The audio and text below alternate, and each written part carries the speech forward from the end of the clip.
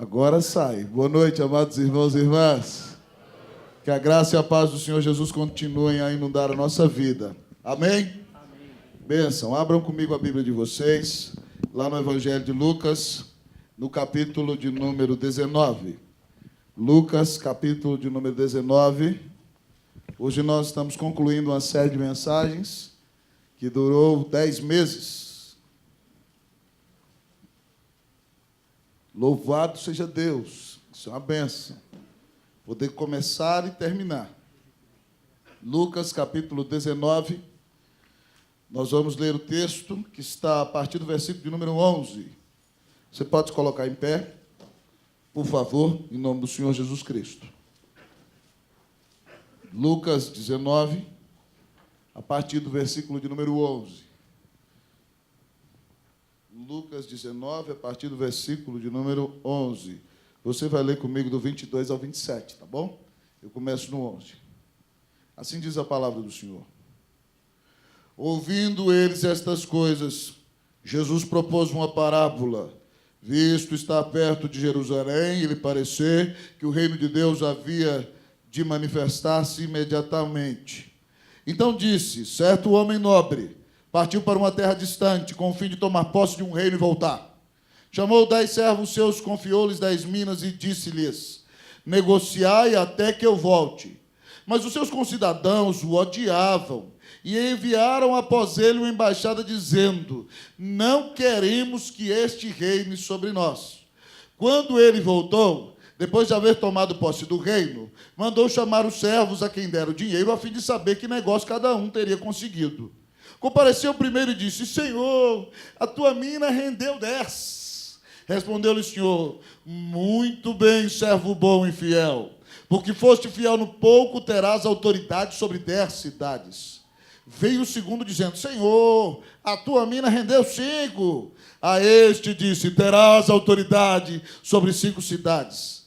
Veio então outro dizendo: eis aqui, Senhor, a tua mina, que eu guardei embrulhada num lenço, pois tive medo de ti, que és homem rigoroso, tiras o que não puseste, e ceifas o que não semeaste. Todos comigo agora. Respondeu-lhe: servo mau, por tua própria boca te condenarei. Sabias que eu sou homem rigoroso, que tiro o que não pus e ceifo o que não semeei. Por que não puseste o meu dinheiro no banco? E então, na minha vinda, o receberia com juros. E disse aos que o assistiam: tirai-lhe a mina e dai-a ao que tem 10. Eles ponderaram: Senhor, ele já tem 10. Pois eu vos declaro: a todo que tem, dar-se-lhe-á, mas ao que não tem, o que tem lhe será tirado. Quanto, porém, a esses meus inimigos, que não quiseram que eu reinasse sobre eles, trazei-os aqui, executai-os na minha presença. Senhor, nós nos humilhamos diante da seriedade da tua palavra. Mensagem impactante. Só a leitura do texto, Senhor, já nos deixa perplexos. Tem misericórdia de nós, Senhor. A palavra de ordem, de serviço, de humilhação é ser propício a nós pecadores. Nós batemos no peito e dizemos: Senhor, todos nós, humilhando-nos diante da tua majestade, ser propício a nós pecadores. Pai, eu quero pedir que o Senhor exalte Cristo nesta pregação, que o nome dele seja honrado sobre tudo e sobre todos. Que a palavra fale viva só como ela é, que ela encontre os corações, que ela console, ó Deus, os aflitos e que ela levante os desanimados, que ela confronte diretamente os soberbos e orgulhosos, e que ela transforme o nosso coração. Tudo nós te pedimos para que o Senhor exalte o nome do Senhor Jesus Cristo, Pai.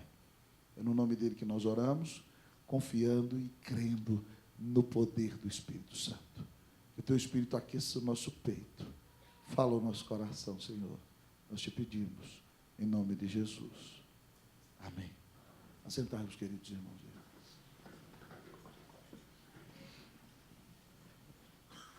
Queridos irmãos e irmãs, no texto que antecede ao nosso, Jesus salva de maneira maravilhosa aquele publicano, o antigo chefe dos anões do orçamento de Jericó, da máfia dos cobradores de impostos daquela cidade, o maioral deles. O Senhor Jesus salva Zaqueu. E, amados amigos e irmãos, o Senhor diz no final da sua fala, dizendo o seguinte: hoje houve salvação nesta casa, posto que este também é filho de Abraão, porque o Filho do Homem veio para buscar e salvar aquele que se havia perdido. E Jesus está se dirigindo para Jerusalém. E aquelas pessoas que o escutam, amados amigos e irmãos, pensam que por causa das palavras que ele disse, que ele como Filho do Homem tinha vindo para buscar e salvar o perdido, eles pensam que agora ele está indo para Jerusalém para tomar posse do reino e expulsar os romanos. Mas todos nós sabemos que isso não vai acontecer. Jesus disse que na sua primeira vinda o seu reino não era desse mundo, mas ele se manifestaria nos corações. Então, amados amigos e irmãos, Jesus, com essa parábola maravilhosa, que repete em alguns aspectos a parábola dos talentos, nos apresenta aqui a manifestação do reino. Você ora na oração que o Senhor te ensinou o seguinte: venha o teu reino. Você precisa saber o que está pedindo. Todas as parábolas que nós pregamos aqui nesse ano tiveram como objetivo revelar, amados irmãos, as realidades daqueles que vivem no reino de Deus. E na última delas, Jesus não economiza detalhes, mas ele nos apresenta aqui, amados irmãos, a manifestação do reino. E ao olhar para o texto precioso dessa noite, o Senhor nos diz que a primeira verdade sobre a manifestação do reino é a seguinte: o Senhor é soberano. Olhe para a sua Bíblia. O Senhor é soberano, certo? Eles achavam que o reino ia se manifestar e Jesus mostra como é. Versículo de número 12, eu vou ler. Leiam todos comigo, versículo 12, vamos lá? Então disse: certo homem nobre partiu para uma terra distante, com o fim de tomar posse de um reino e voltar. Amados irmãos, um de nossos comentaristas acredita que esse texto era uma citação sobre o dia em que Herodes Arquelau tomou posse no ano que Jesus nasceu. Eu não acredito. Eu acredito que essa citação, porque o texto não dá evidência nenhuma disso, tá certo? O texto está se referindo ao Senhor Jesus. E o Senhor Jesus, amados irmãos, sim, morreu na cruz, ressuscitou, e ele então ascendeu aos céus. E na ascensão, amados irmãos, lá ele assentou-se à direita do Pai e recebeu o poder e o domínio de todas as coisas que existem. O Senhor Jesus é o dono de tudo quanto existe. Como já dizia o grande pensador, primeiro-ministro holandês do começo do século XX, fundador da Universidade Livre de Amsterdã, pastor reformado Abraham Kuyper, que não há 1 centímetro ou 1 polegada no universo, 1 centímetro acerca do qual Jesus Cristo não possa dizer: é meu. O mundo no qual nós vivemos é dele. As estrelas são dele. O mar é dele, os céus é dele. Ele subiu aos céus e, por causa da sua vitória na cruz, como rei coroado que é, dirige todas as coisas e tem tido misericórdia dos pecadores nesse mundo cruel, para que no dia final, quando ele vier, julgará a todos com justiça. Mas o Senhor é soberano. Então nós precisamos entender que nós já estamos no reino de Deus em nossos corações e que nada na nossa vida acontece por acaso. O nosso Senhor é soberano e Ele domina sobre tudo. O que foi que Ele disse para os discípulos lá na Galileia, quando Ele juntou e se despedia deles? O que foi que Ele disse antes de dar a grande comissão? O que Ele disse? Toda autoridade me foi dada nos céus e na terra. Ide, portanto, e fazer discípulos de todas as nações. Irmão, o Senhor é dono de tudo quanto existe. E por isso você precisa entender que nada na sua vida acontece por acaso. Você acha que a perda do emprego, aquela demissão, daquele grande emprego no qual você tinha grande expectativa, estava fora do controle do Senhor? Você acha que aquela enfermidade terrível, da qual você foi acometido, e, querido amigo e irmão, louvado seja Deus porque experimentou cura, ou outros que não experimentaram cura, você acha que aquela doença que machucou o seu coração estava fora do controle do Senhor? Você acha que as crises de relacionamento que você tem enfrentado, as traições que você tem recebido, querido amigo, o desprezo de pessoas que você ama, você acha que isso está fora do controle de Deus? Nada na nossa vida, irmãos, está fora do controle de Deus. Todos os fios de cabelo da nossa cabeça estão contados. Nada na minha vida e na sua acontece por acaso. Você acha que a luta da depressão na sua vida é por acaso? Não, meu irmão. É para você entender a sua fraqueza e para você entender que sem oração você não consegue vencer as lutas que estão diante de você. Toda autoridade me foi dada nos céus e na terra. O Senhor Jesus foi, tomou posse do seu reino e vai voltar. O Senhor é soberano. Não se desespere. Nada do que está acontecendo com você é por acaso. Ele domina sobre tudo e Ele está trabalhando o seu coração. Ele está ensinando você a confiar que esse soberano que domina sobre todas as coisas é o soberano que morreu na cruz por você. E Ele te ama. E nunca te deixará. Jamais te abandonará. Se Ele domina sobre tudo, creia e siga adiante. O Senhor nos diz na manifestação do reino que Ele é o soberano. Mas olha para o texto, amados irmãos, o texto continua dizendo, o Senhor é generoso. O Senhor é generoso. Outra verdade na manifestação do reino é que o Senhor é o soberano que domina tudo, mas Ele é generoso. Você vai ler para mim o versículo de número 13. Pode ler, por favor. 1, 2, 3. Leia o versículo 13.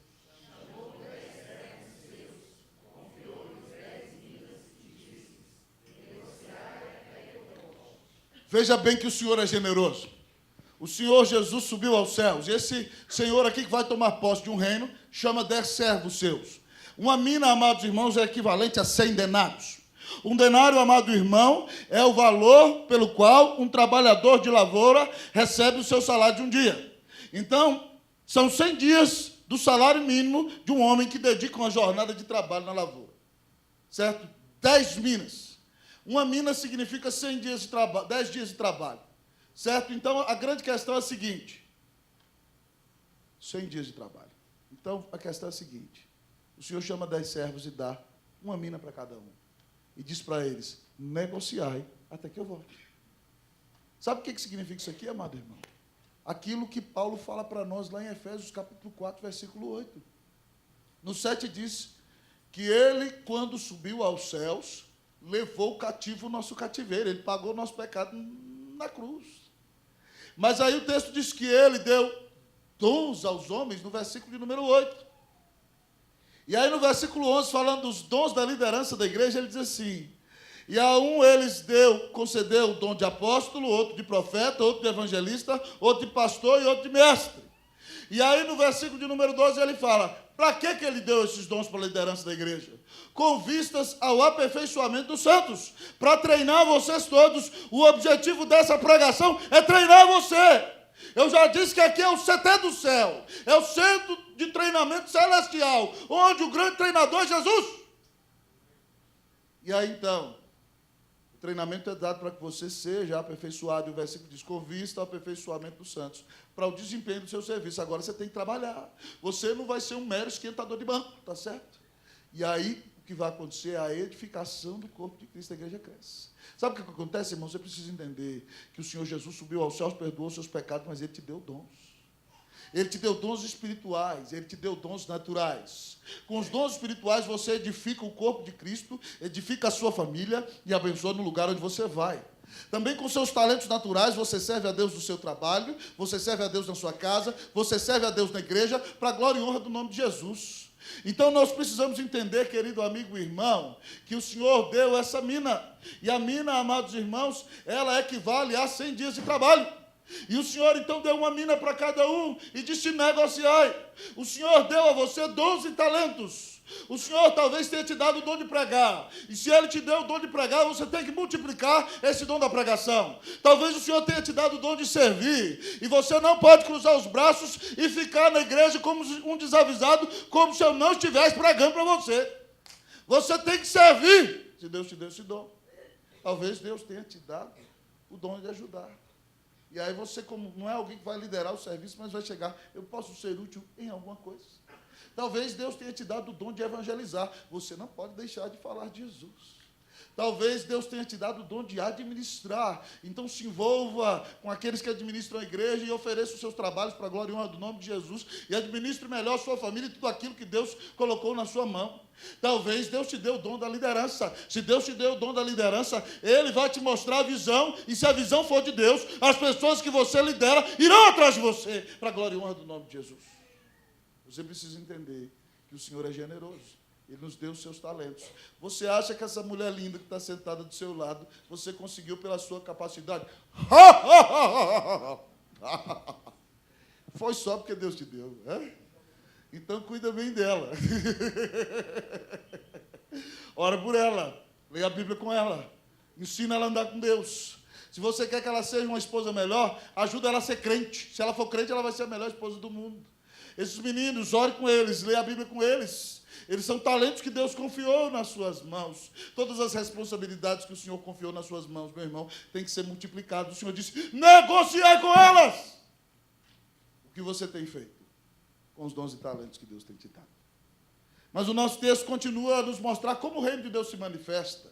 E a manifestação do reino revela que o Senhor é soberano, revela que o Senhor é generoso. Vai trabalhar, irmão, deixa de ser preguiçoso, em nome de Jesus. O texto diz também, amados irmãos, em terceiro lugar, que os pecadores são rebeldes. Muitas vezes nós vamos pregar e os pecadores vão nos rejeitar. Presta atenção no texto, versículo de número 14, você vai ler para mim. Pode ler, versículo 14. 1, 2, 3.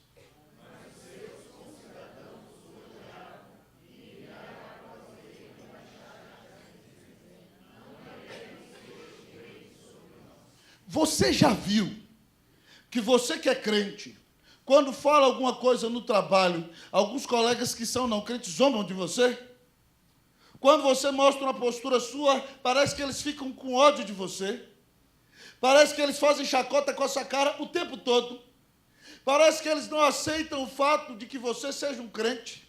E parece que tem dia que eles já olham para você mesmo assim, porque a sua presença acusa todos os pecados deles. Você, para ele, é uma ameaça. Você, para ele, que não tem Cristo, sabe o que você cheira? Você cheira fogo e enxofre. Sabia disso? Porque você tem a presença de Deus na sua vida. Preste atenção, quando o incrédulo tira sarro de você, persegue você, fique com raiva de você porque você é crente, ele não está perseguindo você. Ele está perseguindo o Deus que habita em você. Lembra de Paulo respirando ameaças e mortes?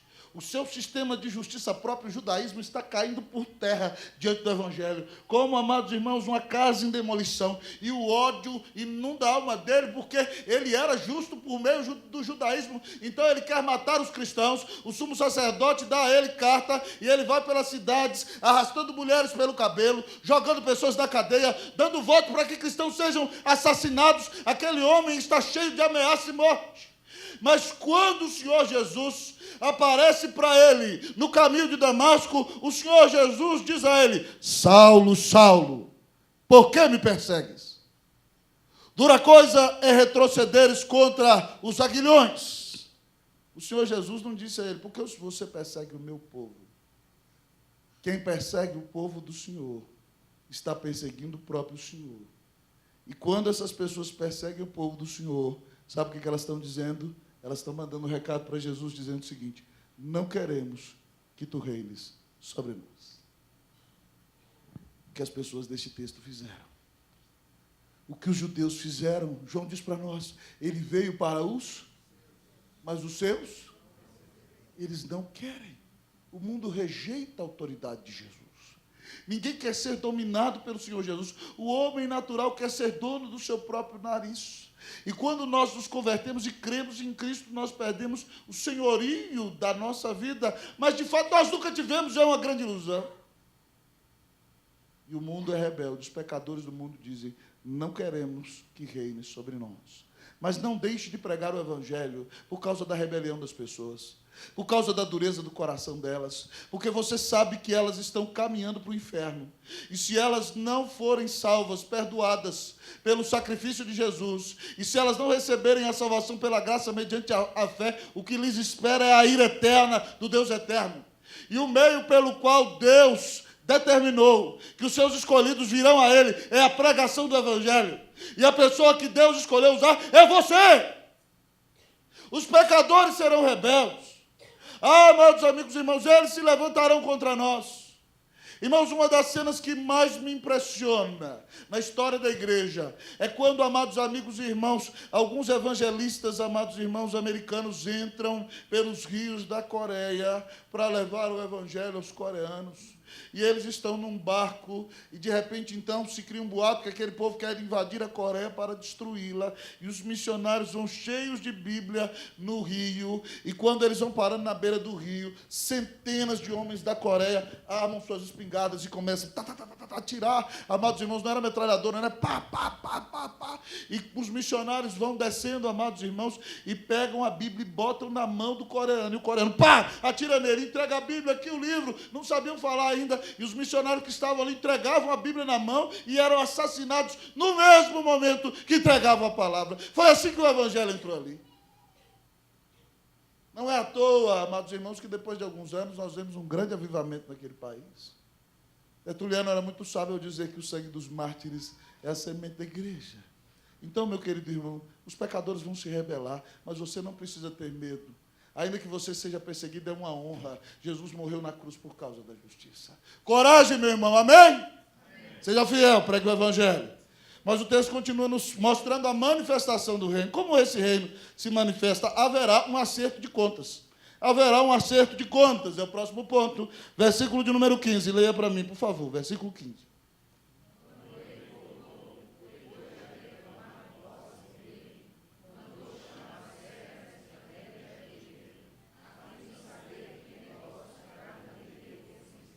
Haverá um acerto de contas. Ele foi para um lugar muito longe, como a terra do Xirek, far away. Longe, longe demais. Mas ele voltará. Não é como a gente canta? Oh, aleluia, ele voltará. Oh, aleluia, para me levar. Mas no dia em que ele voltar, amado irmão, vai ser uma bênção maravilhosa. Mas ele vai chamar todos nós do tribunal dele e vai perguntar: eu entreguei uma mina para você, meu filho. O que você fez com essa mina? Eu entreguei alguns talentos para você. O que você fez com os talentos que eu te dei? Irmãos, todo mundo vai comparecer diante do tribunal de Deus. O ímpio vai comparecer para receber a sentença da morte eterna. Nós já temos a vida, mas nós vamos prestar contas sobre o que fizemos. 2 Coríntios 5,10 diz assim: porque importa que todos nós compareçamos perante o tribunal de Cristo, para que cada um receba segundo o bem ou o mal que tiver feito por meio do crente. Para o crente, o tribunal é para avaliar os frutos. Para o ímpio, é para a condenação eterna. No dia em que o Senhor Jesus te chamar para prestar contas, e Ele perguntar: o que você fez com os dons, com os talentos, com as bênçãos que eu te dei? O que você dirá para o Senhor?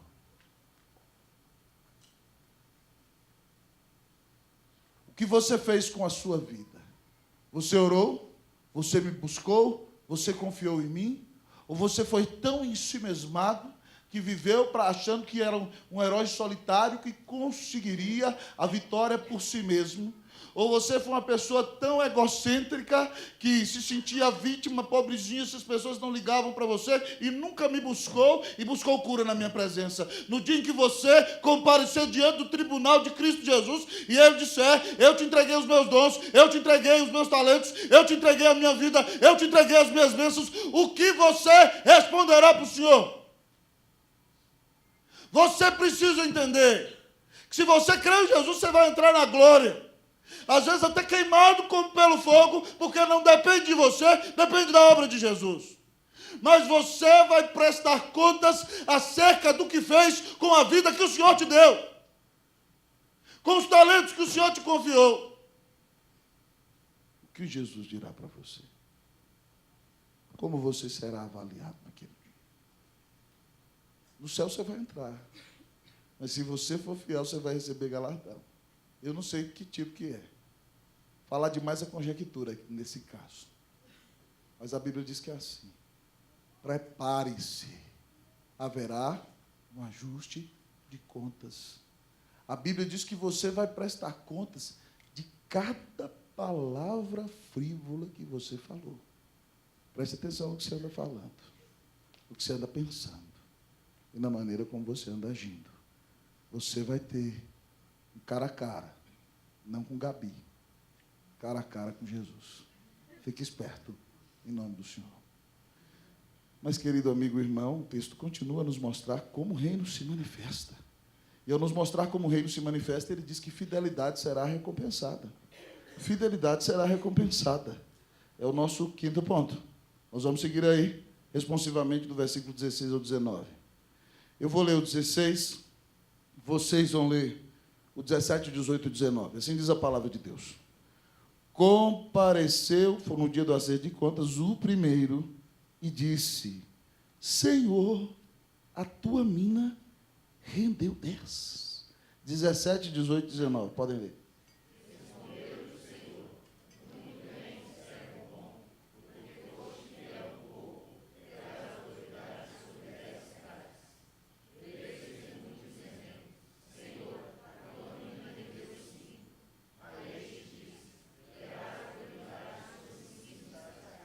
Fidelidade será recompensada. O primeiro servo pegou a mina, obedeceu ao Senhor, partiu para o abraço. Não pensou em riqueza dessa vida, não pensou que a segurança era guardar a mina no bolso e ficar rico, não achou que o céu era aqui. O problema de muita gente é que acha que o céu é aqui, inclusive os crentes, por isso eles colocam a segurança deles aqui. Esse cidadão partiu para negociar. E pegou aquela mina, irmãos, que valia 100 dias de trabalho e multiplicou 10 vezes. Agora ela vale 1000 dias de trabalho. Louvado seja Deus. E o senhor voltou e falou: e aí, meu filho, o que você fez com a minha mina? Ele disse: senhor, está aqui, rendeu 10. Meu filho, o que Jesus disse para ele aí? Olha para você ver que coisa maravilhosa.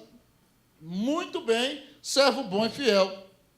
Porque foste fiel no pouco, terás autoridade sobre 10 cidades. Primeiro elogio do Senhor. Já pensou que coisa maravilhosa? Jesus voltar e olhar para você assim: Diego, muito bem, servo bom e fiel. Até o Diego, que é um cara intelectual, vai chorar na hora. Não tem jeito. Jesus irá para você e falar assim: muito bem, servo bom e fiel. Glória a Deus, aleluia. O elogio do Senhor. Mas, segundo lugar, o aumento da responsabilidade. Você, o cara, irmãos, tinha um salário de 100 dias de trabalho, virou 1000, agora ele é prefeito de 10 cidades. Oh, glória! Aleluia! Louvado seja Deus! Um aumento de responsabilidade. Parte do galardão é uma responsabilidade maior. Aqui já e na glória. E o rapaz que tinha 5, chegou lá, senhor, chegou uma, senhor, ganhei 5. Você vê que esse já não é tão elogiado assim, né? Mas ele fala assim: tudo bem, você vai ter autoridade sobre 5 cidades. Responsabilidade maior. Então, o que Jesus ensina para nós, que fidelidade, você lembra, não é ficar cruzando os braços, não é dizer: eu tenho que guardar a herança, eu tenho que guardar a herança, eu tenho que guardar a herança. Guarda a herança para você ver o que vai acontecer com você. É claro que a gente tem que guardar a teologia da igreja, e nela a gente não mexe. A Bíblia a gente não mexe. Graças a Deus por isso. Mas o seu chamado não é só guardar a herança, não. Tem muita gente que fica na sem vergonhice, não gosta de trabalhar e, por causa da preguiça, fica dizendo que a sua responsabilidade é guardar a herança. Toma vergonha na cara e vai pregar o evangelho. E vai ganhar alma para a glória e honra do Senhor. Seu serviço não é guardar a herança, não. Seu serviço é multiplicar o talento. É isso que Jesus está dizendo. Então, pega aquilo que o Senhor te colocou na mão e parte para o abraço. Se você quer receber a recompensa do Senhor, fidelidade será recompensada. Louvado seja o nome do Senhor, meu irmão. Meu irmão, não se preocupe, não. Se você trabalha aqui e ninguém chega e dá um aperto de mão para você. Se ninguém olha para você e te bate no ombro e diz: vai lá, vai na bênção. Ah, amados irmãos, qualquer servo de Deus que fique dependendo de aperto de mão, de batidinha no ombro, de ajuda de pessoas, de carinho de pessoas, vai estar perdido. Vai estar perdido. Não vai avançar, não. Certa feita, a Cleusa até ri, né? Quando eu vim trabalhar com vocês aqui, um grande pastor do Brasil, há 20 anos ele na mesma igreja já plantou 50 outras igrejas. A igreja dele tem 1000 membros. E ele queria me levar. Mas ele, doido demais, chegou aqui e falou assim, ó, você vai vir para aqui, você vai ser uma benção. Quando eu vim pastorear essa igreja. Mas eu quero dizer para você o seguinte, aqui ninguém te ama, não. Quem te ama é sua mulher e seus meninos. Então você não veio chorar para mim nunca, não reclamo de nada, porque aqui ninguém te ama, ninguém vai te amar. Pare de esperar que qualquer pessoa te ame, quem vai te amar é sua mulher e seus meninos. Eu falei, valeu, glória a Deus. Mas ele estava certo. Qualquer pessoa que for ficar esperando amorzinho demais, reconhecimento demais, tapinha no ombro demais, ai, que se lembre de mim, está perdido. Não vai fazer nada. Porque o ser humano é pecador, é ingrato. Mas o Senhor está vendo tudo que você está fazendo. Então, coragem. Não espere recompensa de homem. Saiba que se você for fiel aqui, o Senhor diz que vai te recompensar. Coragem, amém, meu irmão? Você não precisa de aplauso da terra. Nada vai ser melhor do que ouvir. Muito bem, servo bom e fiel. Que o Senhor nos dê a bênção de ouvir isso, amém, meus irmãos? Louvado seja o nome do Senhor. Glória a Deus! O reino de Deus está se manifestando. Mas, pastor, como ele se manifesta? Além de tudo que nós já ouvimos, irmãos, ele revela que incredulidade gera esterilidade. Incredulidade gera esterilidade. Incredulidade gera esterilidade. Versículo 20 e 21. Podem ler, irmãos. 1, 2, 3. Dêem para mim, versículo 20 e 21. Vai, pode ler.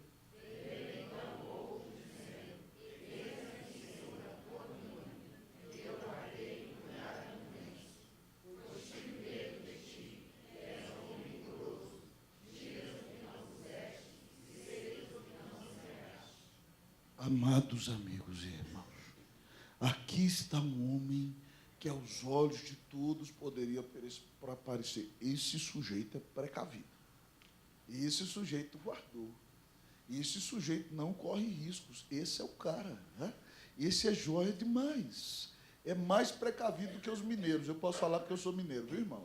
Fique sossegado. Mineiro é um sujeito precavido. Meu avô, que está na glória, quando ele ia pegar um ônibus, ele chegava 1 hora antes. E se você atrasasse ele, ele já ficava bravo. Tinha dia que ele queria chegar até 1h30 antes do ponto de ônibus. Eu falei, meu Deus do céu, o que é isso? O ônibus vai sair com 1h30. Mas o mineiro é assim, ele é precavido, ele é preparado.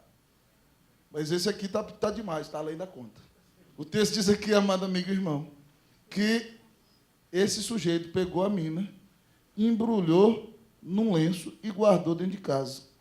E quando o Senhor chegou, o texto conta para nós que ele falou assim, Senhor, está aqui o teu talento, sabe por quê? Eu tive medo, Senhor, incredulidade. Irmãos, isso aqui eu quero que você entenda o seguinte, isso é uma das piores coisas para Deus.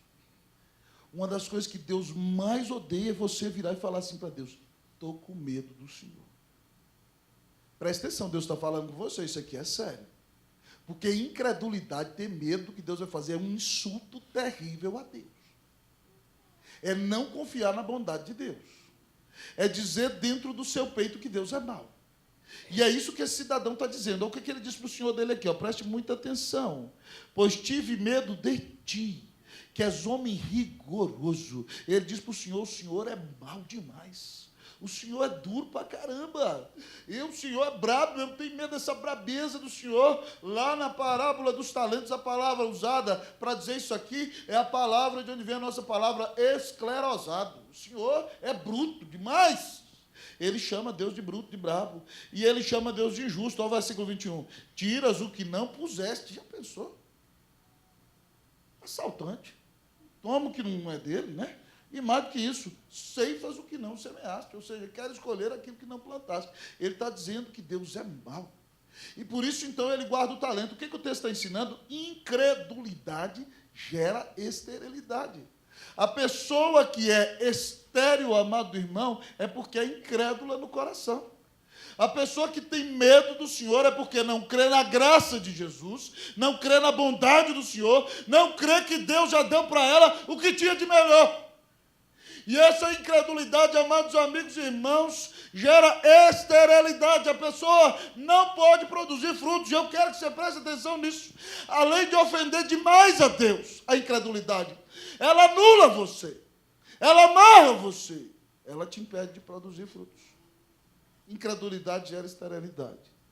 Quem não crê, irmão, não produz, não dá resultado. Irmãos, quando eu fui para o Chile, um dos maiores teólogos deste país, que muitos de vocês babam quando ele fala qualquer coisa, virou para mim e falou assim: o que você vai fazer naquela igreja liberal? Você está virando liberal? Falei, pelo amor de Deus, meu reverendo, me respeita. Mas se no inferno convertesse alguém, Jesus me mandasse lá, eu tinha que pregar. Eu estou indo lá porque Deus me chamou. Irmão, graças a Deus. Eu fui, depois Deus mandou mais 9 na equipe, e Deus nos deu uma história de ministério maravilhosa. Mas quando eu vim para a IPG2, eu não costumo contar isso, mas os antigos sabem. Alguns pastores de Brasília pegaram o telefone lá e ligaram para mim e falaram assim: você tem certeza que você quer vir para essa igreja? Em 6 anos ela teve 3 pastores e mais um auxiliar. Você teve um ministério abençoado. Você quer vir para essa igreja? Irmãos, quando eles falavam essas coisas para mim, era maravilhoso, sabe por quê? Porque é esse tipo de coisa que me motiva. É dessas coisas que eu gosto, né? Eu sou meio doido da cabeça. E eu amo vocês demais. Um grande plantador de igreja do Brasil, que faz congresso para todo mundo ir. Na mesa de um colega lá de Santiago, virou para mim: você vai para o Brasil, você vai ser mais um. Mais um. Aqui você é o líder do Projeto Chile, conhecido por todo mundo de São Paulo, de não sei do quê, não sei das quantas. No Brasil você vai ser mais um. Falei, aleluia. Jesus é quem tem que aparecer, convém que ele cresça e que eu diminua. É um prazer ser mais um. O privilégio é participar. Mas, irmão, que gostoso crer. Quando a gente crê, lá na frente, a gente vê o que o Senhor faz. Então, em nome de Jesus, não seja um incrédulo. Porque se você for um incrédulo, você não vai produzir nada. Você não vai fazer nada. Você não vai dar resultado nenhum. Você não vai abençoar a vida de ninguém. Incredulidade gera esterilidade. Mas o reino se manifesta. Aleluia. Como ele se manifesta? O texto diz que incredulidade será penalizada. Incredulidade será penalizada. É o próximo princípio da manifestação do reino de Deus, versículos 22 a 24. Eu vou ler o 22, vocês o 23 e 24. Respondeu-lhe: servo mau, por tua própria boca te condenarei. Sabias que eu sou homem rigoroso, que tiro o que não pus, e ceifo o que não semeei. Vocês o 23 e 24.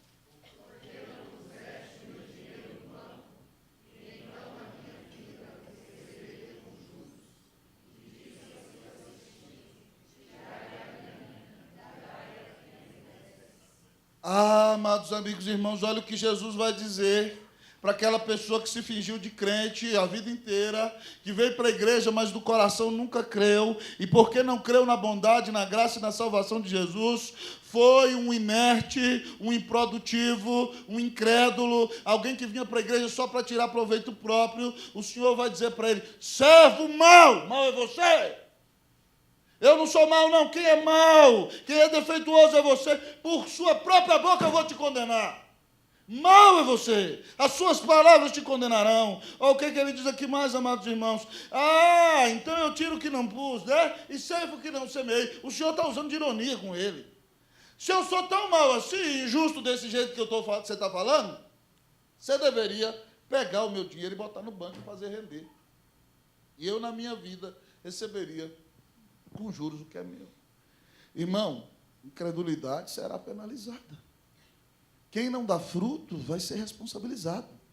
Talvez, irmãos, naquele dia, muitas pessoas que nós achamos que falam assim: fulano vai entrar na glória direto, não vai nem passar pelo julgamento, esse vai entrar direto. Cuidado, talvez nós vamos nos assustar.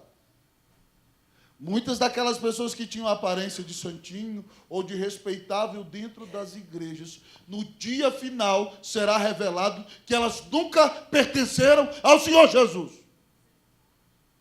Você vai dizer: ué, pastor, a pessoa é salva pelas obras, então, pela multiplicação dos talentos? Não, menina, não. Ninguém é salvo pelas obras. Mas as obras revelam o coração de quem é salvo. E quem é incrédulo não produz.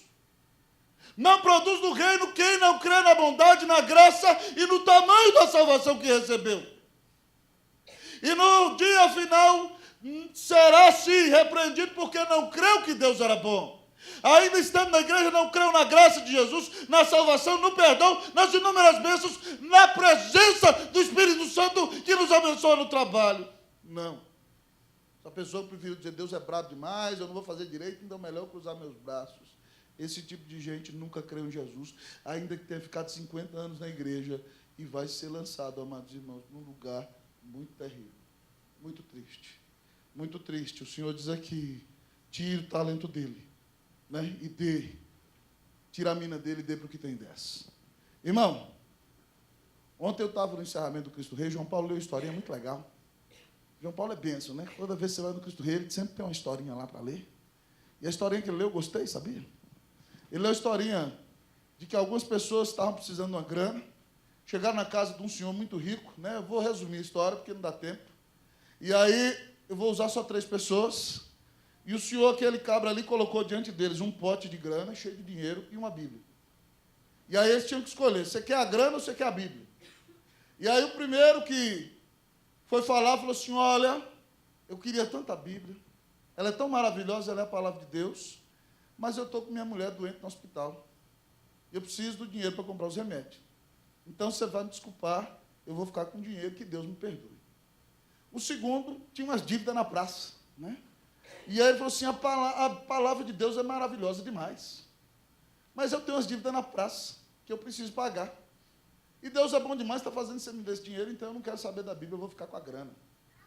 E aí, querido amigo e irmão, tinha lá um terceiro menino, de uma família favelada, que se ele pegasse a grana, dava para ele levar a família para um restaurantezão e pagar um jantar maravilhoso que eles nunca tinham comido. Mas tinha a Bíblia, mas esse menino virou e falou assim, olha, essa grana daria para eu dar uma comida para minha família que ela nunca comeu. Mas eu creio que Jesus Cristo é o Filho de Deus. E a palavra dele pode transformar meu coração e depois minha família e mudar tudo na nossa vida. Sabe o que acontece? Eu vou ficar com a palavra de Deus. Quando ele abriu a Bíblia, amado irmão, dentro da Bíblia tinha um cheque de um valor gigantesco e, além de tudo, um papel com a herança do homem dizendo, está aqui a herança da minha fazenda, quando eu morrer, ela é sua. Uau! Buscar primeiro o reino de Deus e a sua justiça, e todas as outras coisas vos serão acrescentadas. Não seja tonto, não se deixe iludir. Busque o tesouro do céu, e as outras bênçãos vêm depois. Mas se você não buscar esse tesouro, incredulidade vai ser penalizada. Nós olhando para o texto, irmãos, e nos aproximando do final, mas não chegando lá ainda. Nós já estamos chegando perto. A gente aprende como esse reino se manifesta. E Jesus diz para nós que não há limites para quem é abençoado. Não há limites para quem é abençoado. Versículo de número 24, nós vamos ler do 24 ao 26. Eu vou ler o 24, vocês o 25 e 26. E disse aos que o assistiam, tirai-lhe a mina e dai-o ao que tem 10. Vocês o 25 e 26, leiam, por favor.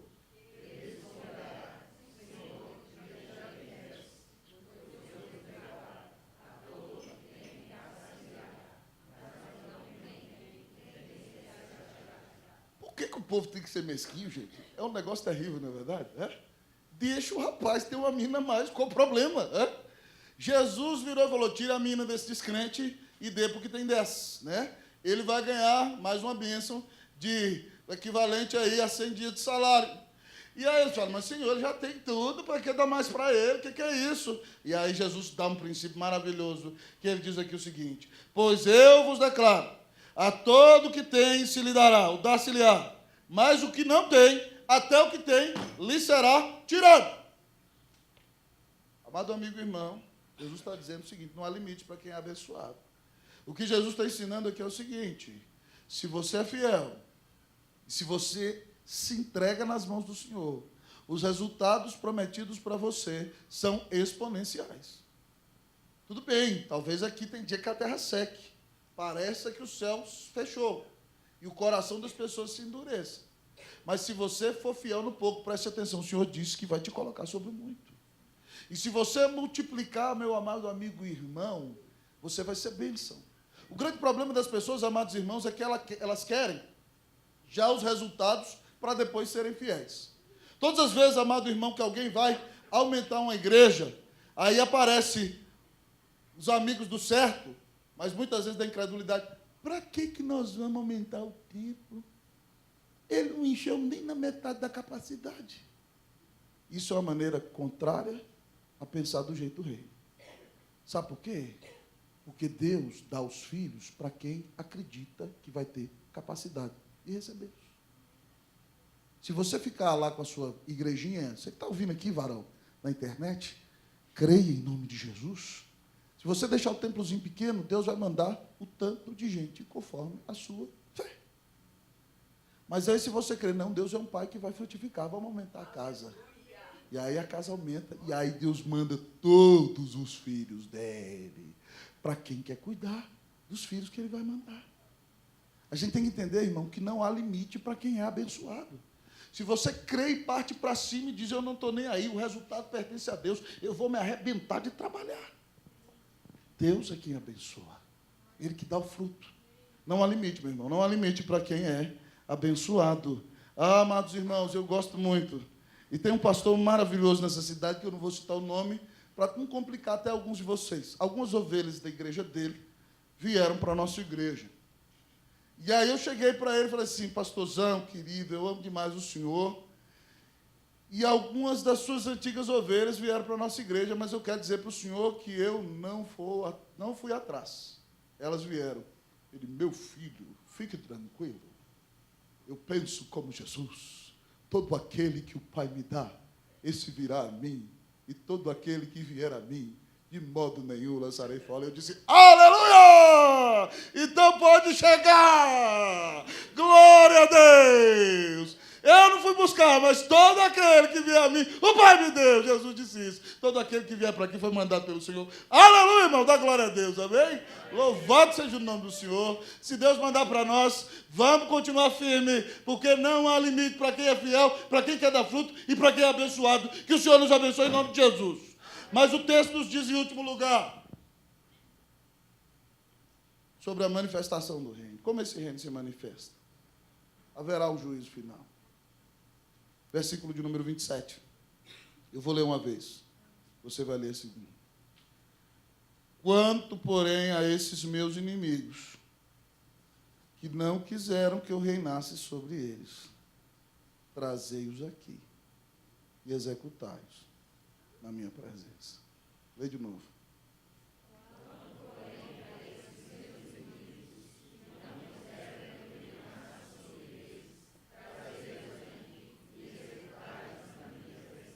Sabe o que Jesus está dizendo?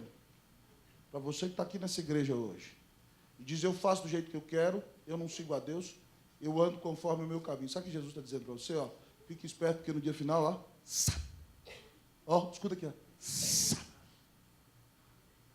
você não se arrepender, e não se converter, e não emendar na sua vida, para você, ó, sua cabeça vai rolar. Você não acha que eu conto isso com alegria, não, nem rindo da sua cara, não. Eu conto com muita tristeza. Porque uma das pessoas que eu amo demais nessa terra, e das que mais amo, e Deus me deu a graça de amar muita gente, não quer que o Senhor reine sobre ela.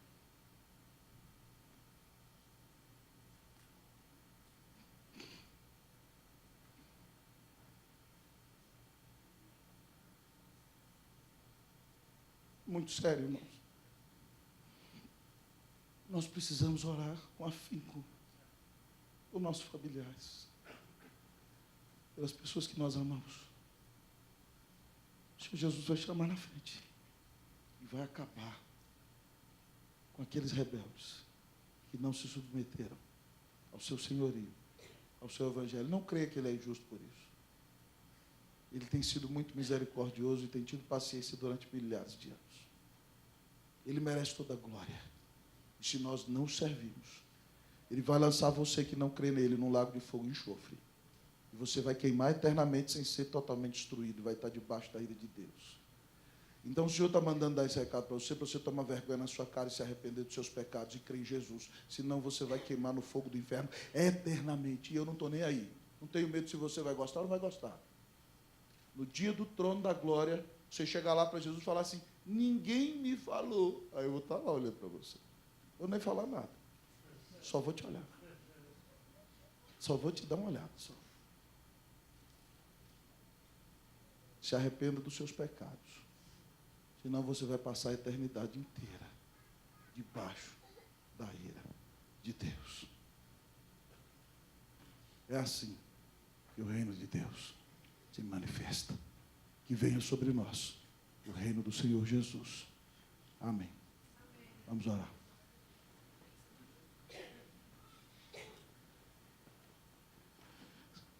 Eu não estou em condição de orar.